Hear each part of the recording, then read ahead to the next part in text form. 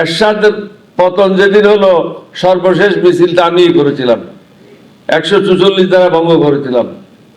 এটা কি আইন মেনে করেছিলাম? সংবিধান মেনে করেছিলাম? সংবিধান কার জন্য? মানুষের উপকারের জন্য, মানুষকে কষ্ট দেওয়ার জন্য না। আমরা তো এমন কিছু চাচ্ছি না যেটা প্রধানমন্ত্রীর ক্ষমতা কমে যাবে, স্বরাষ্ট্রমন্ত্রীর ক্ষমতা কমে যাবে, বা কোনো এমপির ক্ষমতা কমে যাবে। এখানে মুশকিল আছে। আরো অনেক বক্তা রয়ে গেছে, আমি বেশি লম্বা করব না। সংস্কারগুলি যখন শুরু হয়, প্রত্যেকটা রাজনৈতিক দলকে ওখানে ডাকা হয়েছিল, বিএনপি সহ সবাই এটাতে প্রায়গুলিতে ঐক্যমত হয়েছিল, কয়েকটাতে ডিসেন্ট দিয়েছিল। এখানে পরোয়ার সাহেব বলে গেছেন, বিএনপির অনেক নেতা মাঠে যখন গেল, তারা কি বলল? হা ভোটে ভোট দেবেন। এই সংস্কারের কারণটা কি ছিল? আমাদের যে ছেলেরা শহীদ হলো, সমগ্র দেশ আন্দোলন করলো কিসের জন্য? এই সংস্কারের জন্য, বৈষম্য দূর করার জন্য।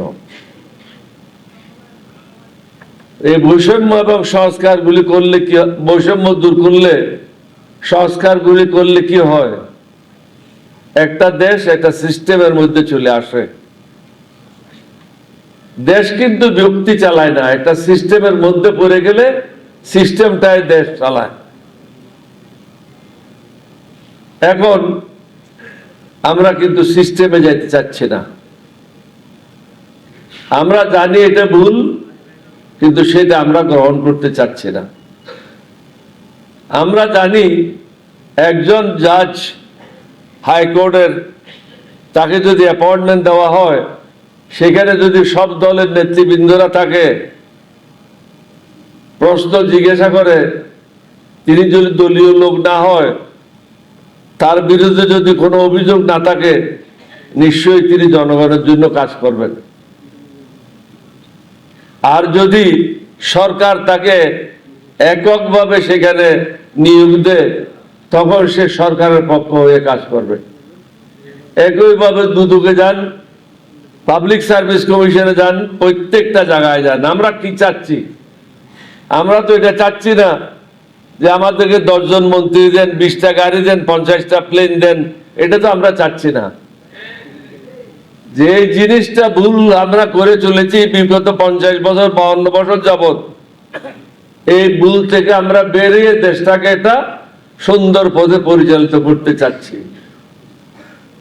70% লোক অংশগ্রহণ করেছে, 30% লোক অংশগ্রহণ করে নাই। আপনি এটা না কি করে করবেন? সংবিধানের দোহাই দিলে তো হবে না। 1971 সালে আমরা যখন বিদ্রোহ করি, সেটা কি সংবিধান মেনে করেছিলাম? পরবর্তী পর্যায়ে অনেকগুলি কাজ হয়েছে। আমি প্রত্যেকটা সংগ্রামের সাথে লিপ্ত ছিলাম, নেতৃত্বে